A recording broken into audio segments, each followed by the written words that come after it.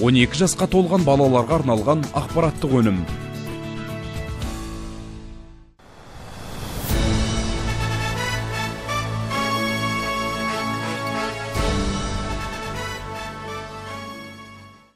Ұлан ғайыр даламда азатпын деп үн қатамын ғаламға. Қандай бақыт жусаныңа аунаумен жалаң аяқ жүгіргенім жағаңда. Керек арыс маңдайымдай кең жерім, сенсің менің таусылмайтын ертегім. Қандай бақыт жаңбырыңа малынып балшығыңды балпаң-балпаң кешкенім. Армысыздар ардақты қазақ елі. 16 желтоқсан ата-бабамыздың арманы орындалып, жасампаздығымызды жаңа белеске көтерген тәуелсіздік күні. 1991 жылдың 16 желтоқсанында елбасымыз Нұрсұлтан Назарбаев қол қойған конституциялық заңнан бастау алған тәуелсіздік бізге оңай келген жоқ. Тарихқа көз жіберетін болсақ, 1991 жылы КСРО ыдырап, одақтың құрамындағы елдер өз алдарына жеке мемлекет болып жатты. Солардың қатарында Қазақстан да болды. 1991 жылы 16 желтоқсанда Қазақстанның жоғарғы кеңесі тәуелсіздік пен мемлекеттің егемендігі туралы заңды қабылдады. Заң 1990 жылы 25 қазанда қабылданған Қазақстанның егемендігі туралы декларациямен бірге қазақ елінің елдігін нығайта түсті. Қазақ халқының ең армандаған осы үлкен арманы тәуелсіздік еді. Тәуелсіздікке жете алмай қанша бабаларымыз, қанша батырларымыз өмірлерін қиды кезінде. 1992 жылы 2 наурызда Біріккен ұлттар ұйымының мүшесі болды Қазақстан. Сол жылдың 4 маусымында еліміздің рәміздері қабылданды. Рәміздер туралы жарлыққа президентіміз қол қойып, туымыз, әнұранымыз қабылданды. Тәуелсіздікке жетпей қалған елдер де бар. Тәуелсіздігін сақтай алмаған елдер де бар. Біз бақытты елміз, қазақ елі. 1992 жылы өте қиын жылдар еді ғой. О кезде бұрынғы қалыптасқан байланыстың бәрі үзілген кез. Сол қиыншылықтың бәрін еліміз басынан кешті. Бірақ қиыншылықтың бәрін осы бірліктің арқасында, елбасымыздың дұрыс саясатының арқасында жүргізген. Қиыншылықтың бәрін еліміз жеңіп, кейін даму жолына түсті. 91 жылы елбасы Қазақстан Республикасының бірінші президенті болған кезде, сол кезде қиыншылықтардың барлығын халық әлі күнге дейін ұмытпайды. Бірінші буын, екінші буындар, себебі сол кезде егемендік алған кезде еліміздің өте қиын қыстауға келген уақытысы, магазинде түк жоқ, мұғалімдер мен медицина саласының айлықтары, пенсия алынбады, свет жоқ, газ жоқ. Соның барлығын міне Құдайға шүкір, қазір 29 жылда біздің Қазақстанның өркейіп өскенін барлығымыз байқап отырмыз. Оның оған дәлел өздеріңіз білесіздер, әлемдегі үлкен алпауыт мемлекеттің барлығы Қазақстанмен қазір санасатын болды. Оның барлығы сол елбасының саясаты. Тәуелсіздік бұл халықтың азап пен төзімінің нүктесі. Сан ғасырлары бойы еркіндікті аңсаған арманы. Тәуелсіздік желтоқсан. Қаһармандарымызды бір еске алып қоятын сәт. Желтоқсан оқиғасы тәуелсіздік бастауы. Біз оған ызғарлы желтоқсанда империя бодандығына қарсы бұлқынған намысшыл жастардың арқасында қол жеткіздік. Өздеріңізге белгілі 1986 жылғы болған желтоқсан оқиғасында мен 20 жастағы балаңқай жас бала едім, бірақ студент едім. Біз сол кезде тәуелсіздікті аңсаған жастардың алғашқы жаңағы қарлығаштар деп айтсақ болады. Сол кездегі заман бойынша негізі желтоқсан оқиғасына жастарды итермелеу, жастардың сол алаңға жиналудың себептері неден болды деген сұрақтар туындайды көп жағдайда. Сол кезде осы аңсаған тәуелсіздігіміздің бірі біздің Қазақстан Республикасында оқу орындарында оқу қазақ тілінде жүру. бір үлкен ішіміздегі арманымыз болатын. Себебі біз ауыл жастары ауылдық жерден мектепте орыс тілін оқығанмен институтқа келген кезде 17-18 жасында бірден барлық пәндерді орысша өтіп кету қиын болатын. Оның үстіне сол кездегі заманның солақай орыс тілін білетіндер немесе орыс тілді ұлттылар қазақ ұлтынан гөрі жоғары саналатын. Осындай бірнеше себептер желтоқсан оқиғасының болуына себеп болды. Соның ішінде қазақ мектебі, қазақ балабақшасы, қазақ ұлтының азаматтарының қызмет бабыменен өсе алмауы, немесе үлкен лауазымды орындарда бару үшін міндетті түрде тек қана орыс тілін жетік грамматикалық және сөйлеу мәнерімен таза білсең ғана жете алуы. Яғни бұлайша айтқанда біз сол кездегі жастар қазіргінің зиялы қауымымыз ғой. Сондықтан сіз зиялы қауым болу үшін міндетті түрде өзіңіздің ұлтыңыздың дәстүрін, салтын, тілін ұмытуыңыз керек. Сөйтіп, екінші бір ұлттың, яғни орыс ұлтының дәрежесін көтерсеңіз ғана сіз жаңағы халқыңызға, еліңізге еңбек ете алатын адам боласыз. Осындай себептердің салдарынан желтоқсан оқиғасы болды. 3 күн ішінде үлкен шайқас соғыс болды. Бұны желтоқсан оқиғасы деп те қояды. Мен өз ішімнен желтоқсан оқиғасы емес, мүмкін бұны желтоқсан күресі деп айту керек шығар. Өйткені ол жерде тек қана жай шығып бейбіт түрде өз наразылығыңызды білдіру емес, жаңағы үкіметтің әскери күштерді қолдану арқылы бұл жерде қоян қолтық жаңағыдай соғыс ұрыс әдістері болмаса да, қоян қолтық кәдімгі жалаңаш қолменен қаруланған әскердің арасындағы күрес болды. Қазақстанның еркіндігі мен бостандығы жолында бастарын бәйгеге тіккен қанды желтоқсан оқиғасының қатысушыларының ерліктері уақыт өткен сайын жадымызда жаңғыратын болады. Олардың сол қаһарлы күндердегі қайсар ерліктері бүгінгі жастар үшін үлгі өнеге. Бұл тәуелсіздік деген түсінген адамға өте үлкен ұғым. Және қасиетті ұғым. Бәлкім кейбір елдерде тәуелсіздіктегі мерекенің жоқ болуы да, оны біреу жаулап алмаса, демек ол ел тәуелсіздік деген оны білмейді ғой, ешкімнен тәуелсіздік алмаған, ол өмір бойы тәуелсіз ел болған, мысалы үшін елдер бар. Өмір бойы, біз Қазақстан деген сөздің алдына тәуелсіз деген сөзді қосамыз. Неге қосамыз? Біз Қазақстанбыз, болды ғой. Неге қосамыз Қазақстан? Өйткені біз 300 жыл бойы, 3 ғасыр бойы отар болғаннан кейін, сол отарлықтың зардабы өтіп кеткеннен кейін тәуелсіз деген тіркесті қосамыз. Осы тәуелсіздік алғаннан кейін алып жатырмыз, дамып жатырмыз, қаламыз өсіп жатыр, тұрмысымыз азды көпті көтеріліп жатыр. Мұның бәрі жақсы. Қалай болғанда да көшпелі елдің ұрпағымыз.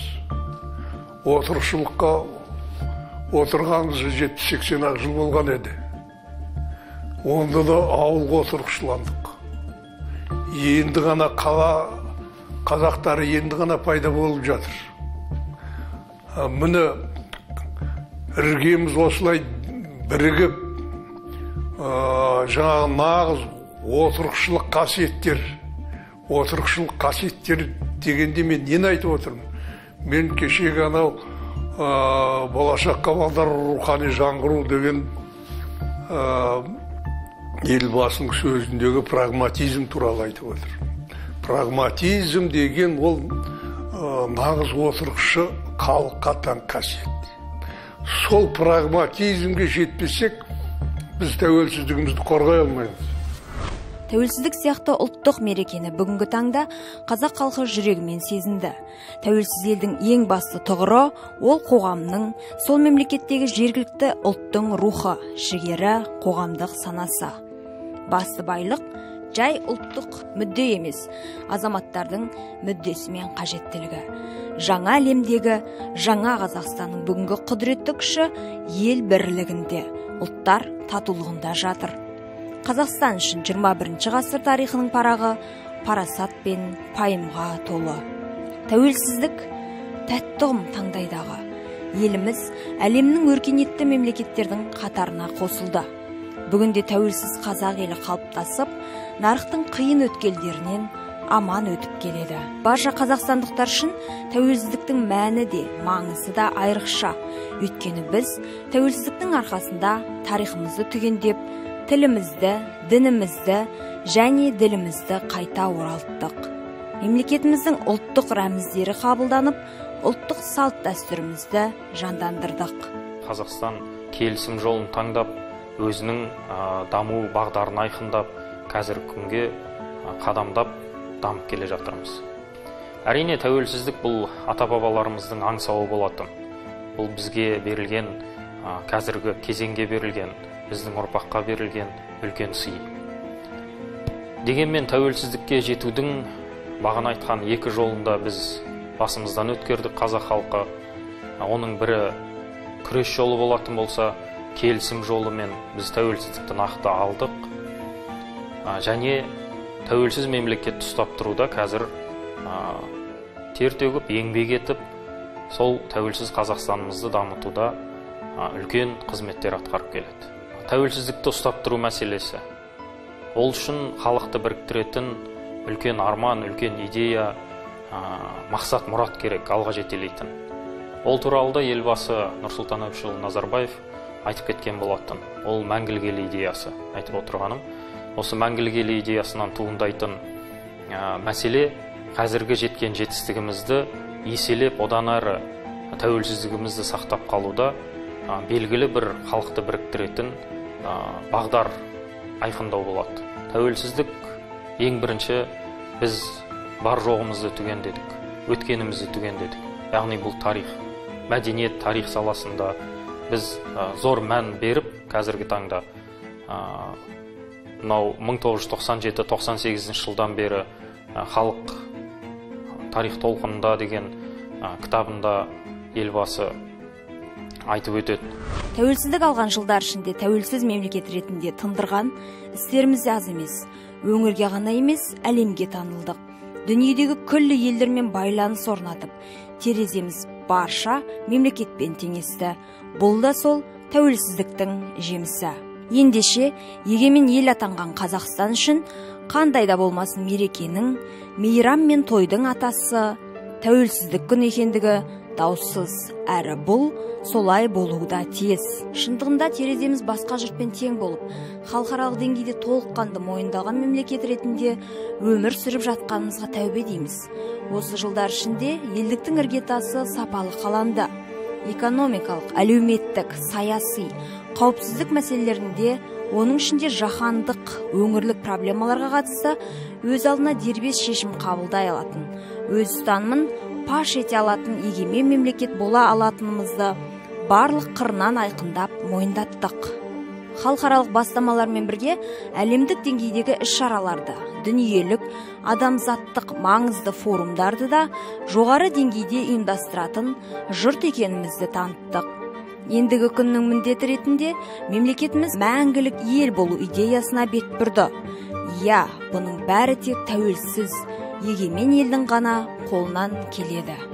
Тәуеттер тәуелсіздіктің киесі туралы мемлекеттің негізін қалаушы ұлт көшбасшысы Нұрсұлтан Назарбаев та ұдайы әңгіме етіп, естеліктерінде де зор маңыз беріп отыратыны баршаға аян. Елбасы айқындаған Қазақстан 2050 стратегиясында да мәңгілік ел ретіндегі тәуелсіздіктің тұғырлығына барынша мән беріледі. Тәуелсіздік арқасында Қазақстан талай белесті аттады, асудан асуға жетті. Еліміз әлемдік аренада ойып тұрар орынға табан тіреді. Дегенмен бұл да болдық, толдық дегенді білдірмейді. Біз мәңгілік ел болуға ұмтылған жұртпыз. Ондай мерейлі межені елбасы да ұдайы айтып келеді. Біздің басты қазынамыз Алтай мен Атыраудың, Арқа мен Алатаудың арасын ен жайлап, еркін көсілген мәңгілік елміз. Біз шекарамызды шегендеп, іргемізді бекіттік. Көршімен тату, алыспен сыйлас, ісі ілгері басқан жасампаз ел болдық. Біздің мұратымыз мәңгілік еліміздің асқақ болмысын аялап, 21 ғасырдың төріне оздыру деді Нұрсұлтан Назарбаев. Иә, түптеп келгенде тәуелсіздік арқасында талай асуды асқан, төрткүл әлем елдермен терезесін тең еткен Қазақстанның діттегені мәңгілік ел болу. Осындай ұлы мұраттарға ұмтылған жұрттың бірлігі бекем болса, тәуелсіздігі де тұғырлы болатыны анық.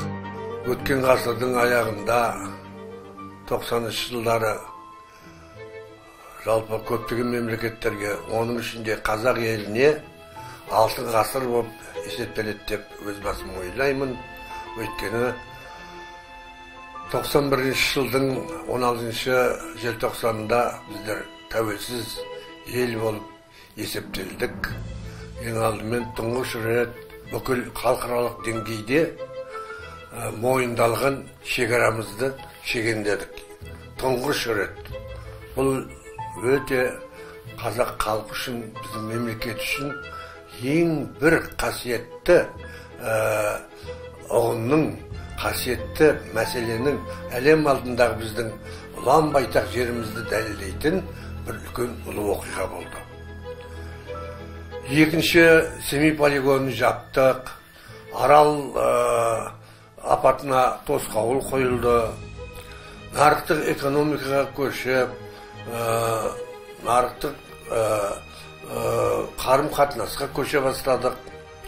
Демографиялық мәселелерді де өз деңгейінде шешіп, сол бағытта жұмыс істей бастадық.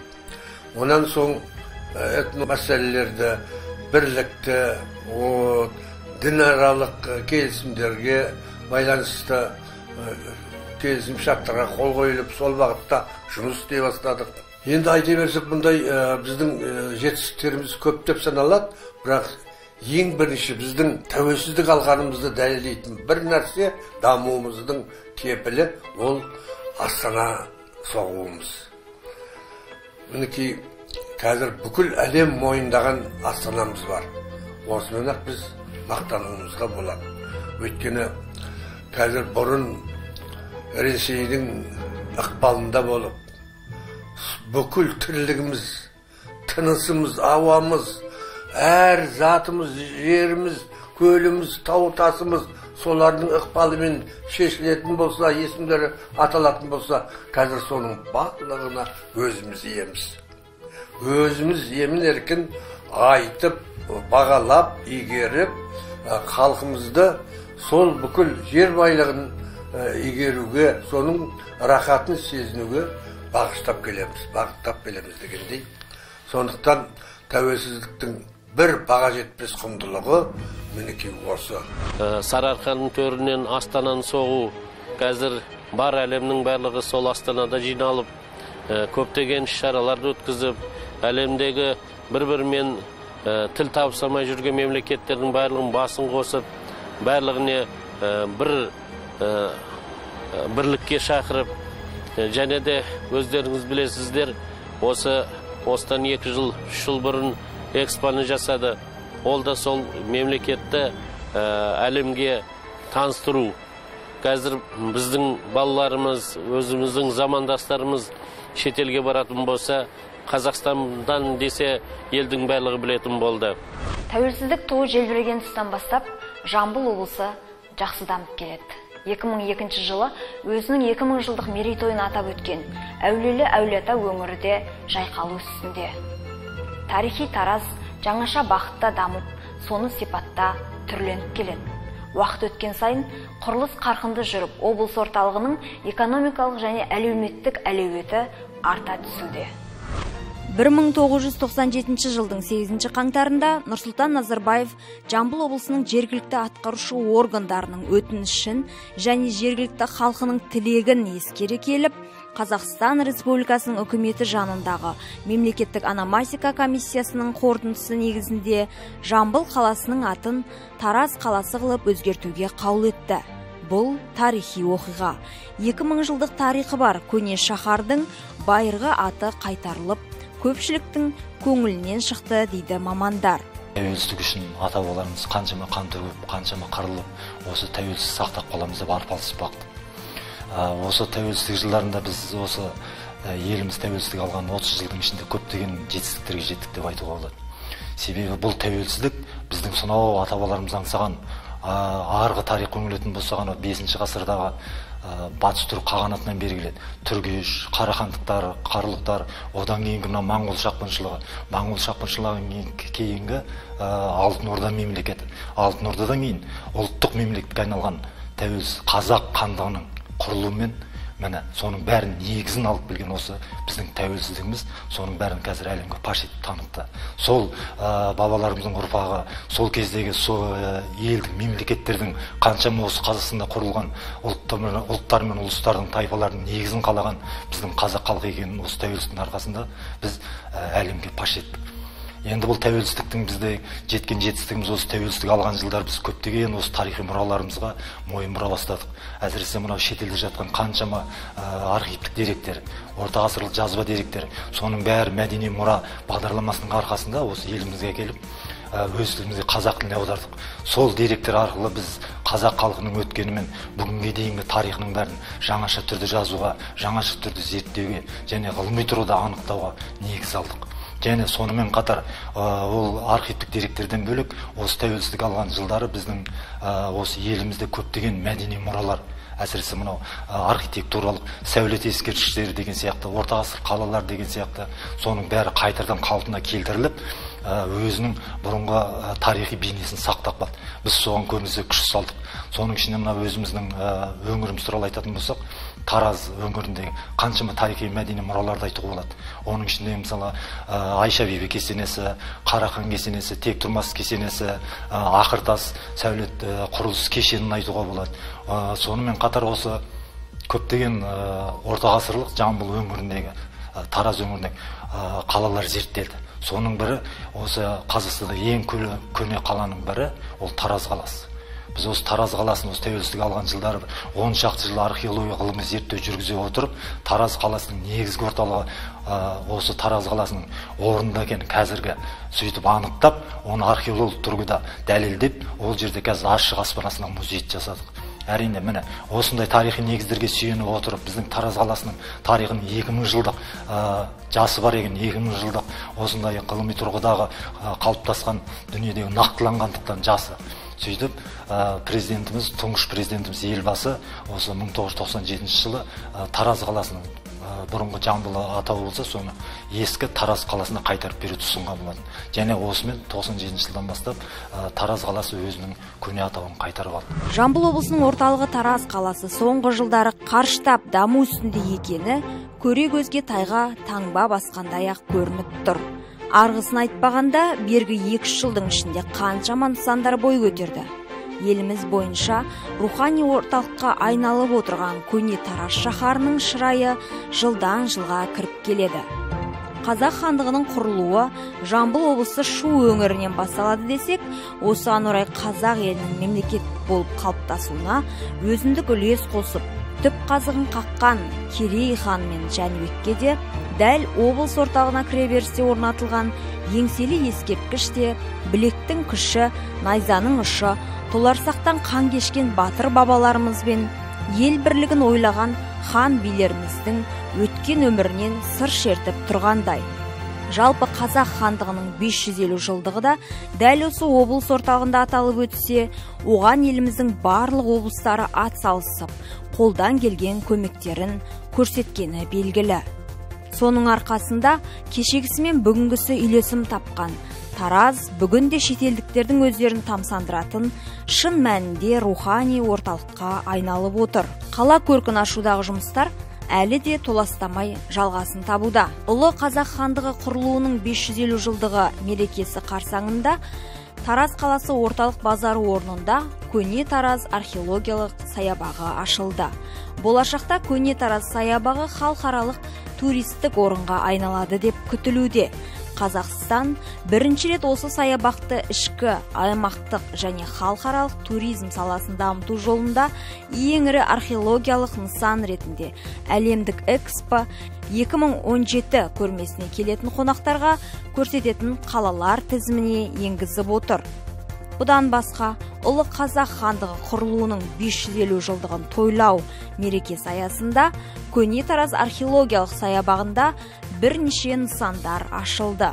Айша бибі, Қарахан, Бабаджа хатун кесенелермен көркі керемет Таразда Жамбыл облысы әкімінің алдында Жамбыл Жабаев ескерткішінің ашылуы айтарлықтай оқиға. Сонымен қатар Баласағын мәдениет сарайының алдында жыр дүлдүлі Кенен Әзірбаевтың еңселі ескерткішінің бой көтеруі де өнер майталмандарына деген зор құрмет. Күй шебері Ықылас Дүкенұлы атындағы Тараз қалалық мәдениет үйінің алдында да Дара Туғанұлына халықтың еңселі зор ескерткіш орнатуы мақтаныш.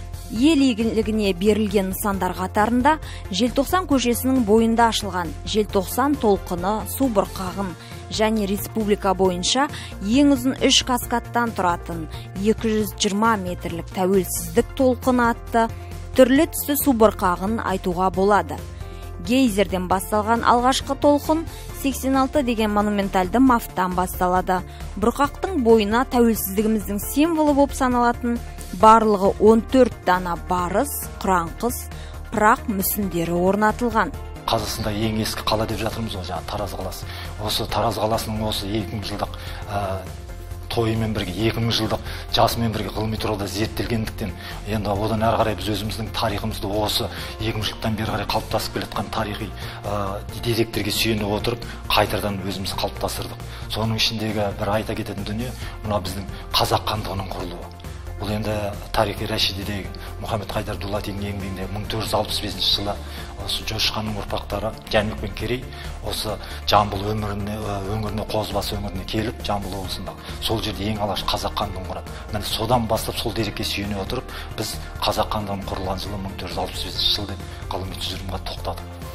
Сол қазақ хандығының 550 жылдығы да осы Тараз қаласында аталып өтті. Себебі ең алғашқы осы қазақ хандығының құрылған жерде осы Тараз өңірі болады.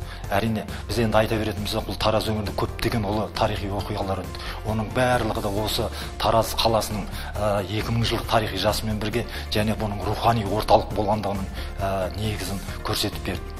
Сондықтан да біздің Тараз қаласында қазір дамып жатқан Тараз өңірінде қаншама тарихи мұраларымыздың барлығы да қалпына келтіріліп, жаңаша осындай атауларға ие болып, жаңаша зерттеліп, археологиялық ғылыми зерттеулер жүргізгеннің бәрі осы біздің тәуелсіздіктің арқасы деп айтамыз. Себебі тәуелсіздіктің арқасында біз көптеген осындай жетістіктерге жеттік. Тараз қаласының орталығындағы Қайрат Рысқұлбеков саябағы мен оның ішіндегі батырдың ескерткіші де қазақ халқына ерекше рух беріп тұрғандай. Аз ғана уақыттың ішінде бұл саябақ адам танымастай өзгеріп, жаңаша сипат алды. Аталған саябақ ішінен Желтоқсан 86 орталығы, Тәуелсіздік ұшқыны аллеясы, қайта жаңғыртудан өткен ардагерлер үйі, ғибрат орталығы және шахмат алаңы ашылып, ел игілігіне берілді. Ерлік ешқашан ұмытылмайды.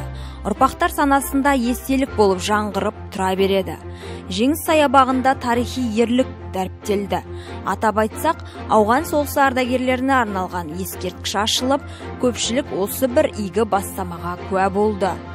Жеңіс саябағының ішінде тыл еңбеккерлеріне арналған еңселі ескерткіште ашылып, Үшбұлақ жағалауындағы демалыс аумағы пайдалануға берілді.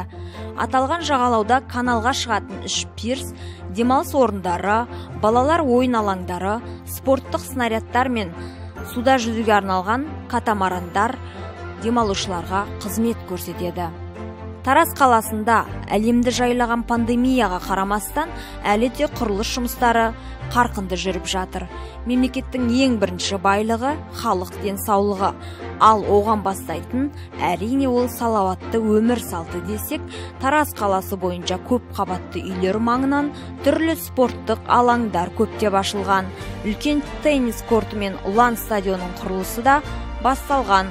Оның өзі қала тұрғындар мен жастарды спорт секциясына көптеп тартуға мүмкіндік бермекші. Бізде қазіргі таңда осы бізде ремонтымыз басталмай тұрып, 1200 адам, 1200 бала жаттығу жасайтын. Осы жерде көбінесе бізде футбол түрі қатты дамыған. Бұл жерде өздеріңіз білетіндей Исламхан, Зайнудинов футболистеріміз осы стадионнан шыққан. Бұл жерде қазір енді мынау қазір ауқымды жұмыс жүріп, жұмыс біткеннен кейін тағы да жәнінен жабық түрдегі спорт залымыз соғылып жатыр. Ол жерде спорт түрлері бар. Бізде алды сол жерге кіріп, қазіргі таңға дейін 1200 бала жаттығу жасайтын, бірақ енді осыны 1600-1800 балаға құда қалса келесі жыл жеткіземіз деп отырмыз. Қалалықтарды тұрғын үймен қамтамасыз ету бойынша да үкіметтік жобалар толастаған емес. Биылдың өзінде жаңа шағын аудандардан 48 тұрғын үй салынып жатса, оның 16-сы пайдалануға берілді. Ал 15-ші мөлтек ауданындағы 410 пәтерлік 5 үйде жаңа қожайындарын тауып, олар қоныс тойын тойлап та үлгерді. Үкіметтік жұмыспен қамтудың жол картасы бағдарламасы бойынша 163 аула абаттандырылып, балалар алаңдары салынды. Дәл осы бағдарлама аясында Тараз қаласында 30 жылдан бері жөндеу көрмеген арық атыздар тазаланса, 34 шақырымнан астам арық жүйелер тереңдетіліп, қайта қазылып, қалыпқа келтірілді. Жалпы жұмыспен қамту бағдарламасы бойынша биылдың өзінде қалада 8 мыңға жуық қала тұрғыны еңбекке араласып, айлық пұлдарын алуға мүмкіндік жасалды. Жасыл ел мекемесіне қарасты қоқыс шығарумен айналысатындарға да қолдау көрсетіліп, жаңа техникалармен қамтамасыз етілді. Тараз қаласының бүгінгі тынысы осындай. Келешекте де көне шаһардың келбеті келісіп, сәулеті арта беретініне сенім мол. Тәуетер тәуелсіздігіміздің туы, желбіреген күні құтты болсын ағайын. Ел аман, жұрт тыныш, ашық аспан астындағы алаштың азаттығы жасай берсін.